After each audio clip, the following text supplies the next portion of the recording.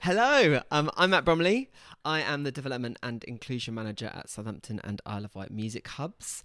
And this video is going to be sharing some work from our Youth Voice Network. That is a project that is involving the South West Coastal Hub Alliance of hubs. That's Southampton, Isle of Wight, Portsmouth, Dorset, and Soundstorm in BCP. And the project has been kindly funded by Youth Music. We're currently about 9 months into what we're planning to be is about a 2-year project. And what we're doing is we're working towards increasing the agency of young people in making, shaping, and leading music and music opportunities. Then as a workforce to improve our skills, knowledge, understanding, and confidence in engaging and responding to the voices of young people, especially those from underrepresented groups.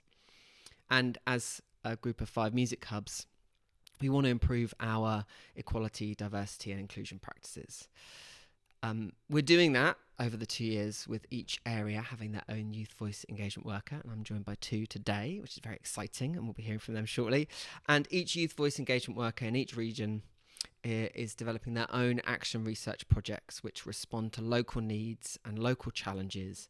But in the end, we're getting to come together like we are today and to share what we learn and learn from each other.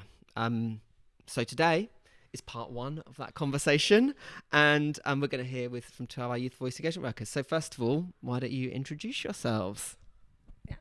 I'm Sandie and I cover Soundstorm, which is the BCP area. And I primarily teach singing and run choirs in the local area. And I'm working on a project called Music Club. Fab. I'm Alex Green. I'm the Youth Voice Engagement Worker in Bridport, and I've been running a project which is primarily songwriting within a school, within one of the schools in Bridport. That's the gist of it. Yeah, and I think that'd be a great place for us to start, just so that people, as we have this conversation, it's going to be an open, honest conversation. We're on a journey. We believe that inclusion is a journey, not a destination, and we are very much, as we say, in the middle of our journey with this project. So we're going to share our work in progress. I think just so people watching can understand, it'd be really interesting just to get a really quick overview of the projects you're working on, who you're working with, what you're doing with them, when, where, those kinds of things. So I'm working on a project called the Music Club, which is an out of schools club. And we are aged sort of 12 to 17. And the idea is anybody that's got any interest in music whatsoever, whether they're songwriters or musicians or interested in production, can come along as a group and it kind of have that sort of youth club collective feel whilst learning a creative process of music. And then once a month, I've managed to establish an open mic in a really, really cool venue called Chaplains in Bournemouth, where they can, or anyone in the area actually, can come up and perform live. So it's got kind of a double-edged thing in it, really. Amazing. Alex, tell us about yours. So I started working with a group of mostly girls who are neurodivergent in some way. So they're either autistic and ADHD, having to mask in some way to get into school. So we meet at lunchtime once a week, and they come in, kind of talk about their day, and then it's it given them space to start writing about their feelings, which has mostly been about being in school. And we're working towards them being able to record what they've written. And they are year 9. They were year 9 when we started. Now they're year 10. And numbers have fluctuated a bit, but it's going well. Great. And so as you're working on these kind of action research projects, talk to us a little bit about where you've got to so far, what progress has been made, what's been successful, and perhaps even kind of what's kind of feels like it's kind of contributing to that success. Yeah. So with Music Club now, we've moved venue 3 times, so that's been a challenge. But now I've established this, it's like a garden room in a pub that they come to twice a month. and it's kind of the numbers are around 20. It's probably 25 actually, but the numbers fluctuate from week to week. And it's been really, really sort of explosive couple of months recently since we've taken on some young people to work with young people. That's probably been the best progress so far, I think. Yeah, that to me feels like the big success that you've had is this moving from a music club to a music club that's now being run by young people, and that's what's so exciting. What's that process been like of kind of recruiting young people and getting them involved in running? Yeah, it's been amazing. Just watching from an application to them coming in and being interviewed, and then we kind of congregated them together and sort of watched them work with other people, and just watching them being excited about music and wanting to be involved. We had 22 applicants, which I think is really high. And they're all, hopefully going to carry on now part of the journey, all of the ones that applied with us. So that's been, brilliant. It's great, isn't it? And now you've got 5 young people actively working month by month, taking the groups and helping assist with the media, social media and stuff. So, yeah, it's incredible. Yeah. Great success. Alex, talk to us about some of the successes you've seen on your project. So we've got to a point now where some songs have started to be written. So that feels like a big win after months of building the relationships with those young people. They've had their challenge. Are we talking about challenges in a bit, or shall I bring it in now? They've had their challenges with their relationships with each other. Which has affected kind of who's come along to the group. So kind of overcoming that and accepting that perhaps some people are going to make the decision not to come back, and that's fine. But the great success has been that there is a song, hopefully 2 songs, which have been written and going to be recorded soon. Just building a positive relationship with them. And I think, to me, having kind of met with you once a month and chatted about the project, and that effort and that work that it's taken to build those relationships feels like such a big success. And I know we've been talking about how, we often want the results that come from a strong relationship with young people, but actually sometimes don't do the work and make the investment in building that relationship. How has it been building those relationships? What's that process been like, and why do you think you've been able to be successful at it? That's a very good question.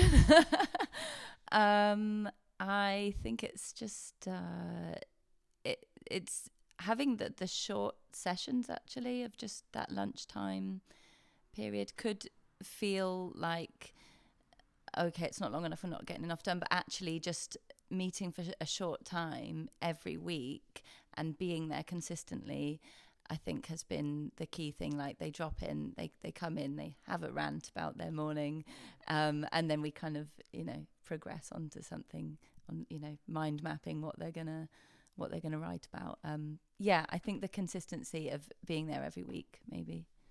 Yeah, showing up.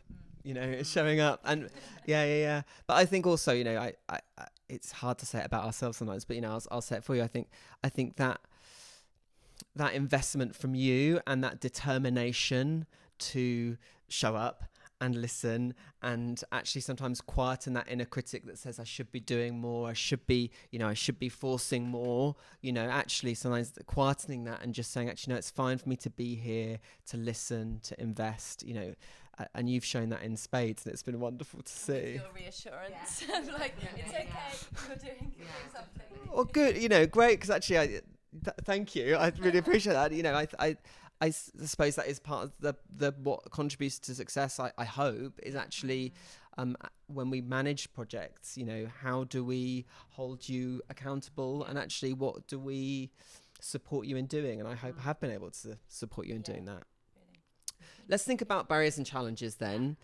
What are some of those barriers and challenges you face? Alex, you talked about some in terms of kind of the interpersonal relationships. Are there others that have come up for you? I don't know, someone put me on the spot. I guess going into the school and the liaison with school, as I know you also mentioned earlier, that can be a challenge.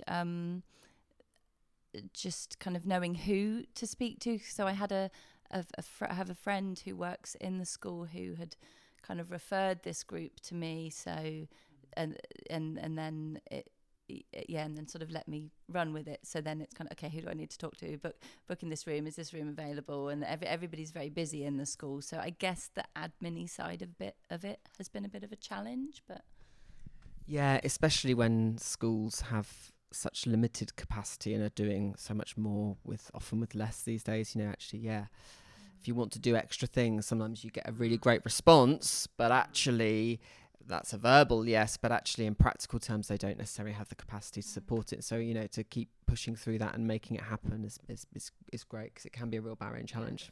What about for you, Sandie? Mine's sort of the same, but the opposite way around, because I found it really hard to get into the schools in the first instance, and obviously I'd already had music club, was kind of up and running once a month, and then I realised that you and I had a chat about how difficult it was to get actually into the schools in the first place. Well, maybe we could grow, and the idea was that we try and get the people in the schools to then come more regularly to the music club, get more people coming, so there was less people coming at the time. And then we looked at maybe the answer is to get the people in the music club to come and work for the music club, so that they can expand and they can go to the schools and they can encourage other people and young people to. And how do we break the barriers of getting past that? If I can't do it and you can't do it, because that's difficult, then hopefully the young people will be able to help us do it. So I think that was the challenge that we ended up with, but it turned into the positive, didn't it, of music club, I guess, I suppose. So yeah, that would be the biggest. Yeah, and it's great, isn't it? Because in terms of thinking about it's so easy sometimes to get kind of wrapped up in the way we always do things. I definitely was that. That was definitely me. Yeah. And then suddenly we just had this brainwave, wasn't it? It was like it was actually the whole North Star we're aiming for with this project is around having young people having more of a say. And so we just went, these young people could have more of a say if we just gave them a job. So then we're kind of thinking about, because the barriers and challenges one side, and then there's those enablers, those things that really help us to overcome barriers and challenges. I think it's great to hear about the investment in the relationship, and thank you for talking about the investment in terms of the way the project is managed and the way we're thinking about that. Are there other things that feel like they're enabling success for you? What, in terms of your work with us? In terms of the work you're doing with the music club or in school, what is helping to enable that success, do you think? I think we talked about this earlier, was this open mic situation that we've got, where we're seeing a massive increase in confidence in the young kids, which makes you feel like you're doing something very positive for other people. And the question that we were asking is why were some of the kids so much more confident than other kids that had come and applied? And it was clearly their experience of performing and being on stage and being encouraged. So that's been a great attribute to the project, really. Yeah, it's funny, isn't it? Because we often talk about the extra benefits of learning music, the confidence, the teamwork, the employability and personal skills. But sometimes actually what we don't do is invest in those things. And actually one of the other ones that came up was community. Yeah, definitely. Yeah.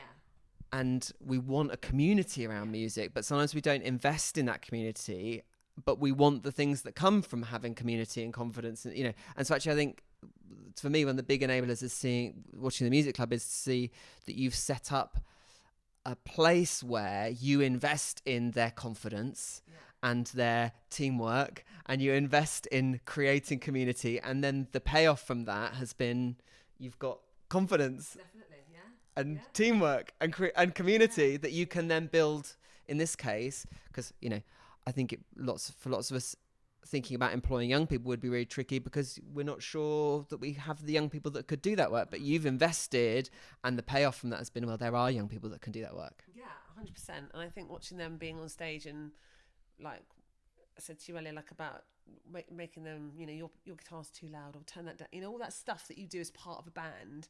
All of a sudden their confidence in being able to talk to each other then has transferred completely into how they can now work with young people, because they just know how to interact better on a musical level and on a personal level with people they didn't necessarily know before, I think.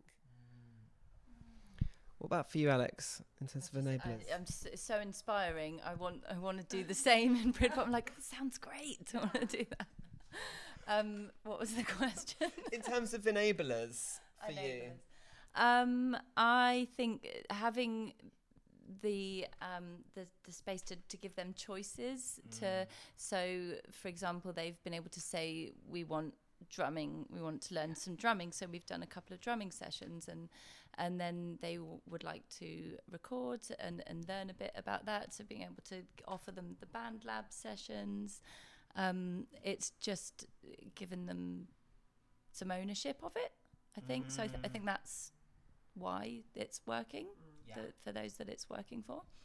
Yeah, and what I love about that is I think watching you work is that you've given them choices and then been able to given them choices that they can genuinely make, and then genuinely you've been able to respond to them. And I think the trust that builds with young people, when you give them a choice, they make one, and you're able to move with it and go with them on it, you know, it's such a great, you know, enabler of building a relationship that then you can then build upon to take the work further, which is amazing.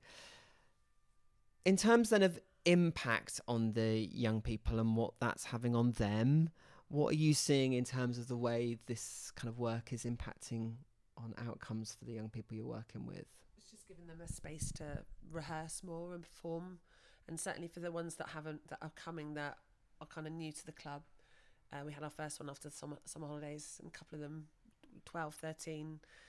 One of them was in a partnership with somebody who had a broken arm as a drummer, but he just got upstage and sang a couple of songs. And I was like, wow, that's amazing, you know, because there's not many adults that would do that, would there? Yeah. Comes to 2, he's got a broken arm. Oh, I'm going to give it a go. And now the drummer's really excited about going and performing. So it's that, isn't it? It's just giving them an excitable place for music. Yeah. And I think what I'm really excited to see is to see what comes next with the project, especially now that the young people are starting their role, and where they take it and what they do with it and how they run with it. And actually I went to see a very, very good band on Thursday night, Ben 45, who are well known, been around, and the girl they had a bass player, she was female, and I pinged her and I sent her the club, and I said, oh, I've got these 2 basses that are in my club, and she's already said, yeah, I'm going to go do Zoom with them and tell them how. But she was like, oh, that looks amazing. So I guess hopefully people that are musicians that are younger look, oh, I wish I'd have had that, and what would I tell my old self, like, if I knew they had that sort of space. So I'm hoping that we'll be able to do more of that, where they learn from other musicians outside of the area as well, like what were the mistakes that they made, or what could they encourage these people to do. So that's hopefully my next bit, will be trying to get other people that are musicians to come and chat to them a little bit as well. So but she was keen, so, and the kids are like really excited about that too, so yeah. That's so cool. And what about for you and the girls where you're working with? What are you seeing, those changes with them and kind of the outcomes that are coming? I think they've realised that they can be songwriters. Having sort of come to the sessions, not really sure musically who they are or what they want to do, and they've gone away and then come back the next week. I've written this. Like, you know, written some lyrics, and they had the 2 who've collaborated together had a WhatsApp exchange of one of them sending the lyrics and the other singing it back to her. So they've done a real collaboration. So that feels like good progress. It's great, isn't it? Oh my god, yeah. They can't perform their song at the music club. Oh yeah, right. That's happening. That's definitely happening. We can get them to perform. I don't know if they would. I don't know if they would, but yeah. When the time is right, when the moment is right. It's recorded and they feel yeah. And so, because we are in the middle of a journey, you know, what feels like the next steps for you? Where are you taking things? How is that kind of building on what you've learned so far?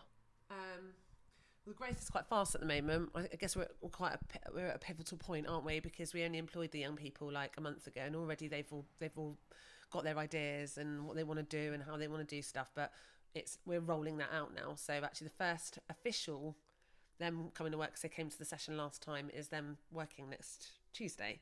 So my only concern about anything right at the moment is the space of the venue, is what the capacity is going to be like. So, but yeah, I think it's going to be exciting to watch, really. Yeah, and we're not going to be employing young people as bouncers.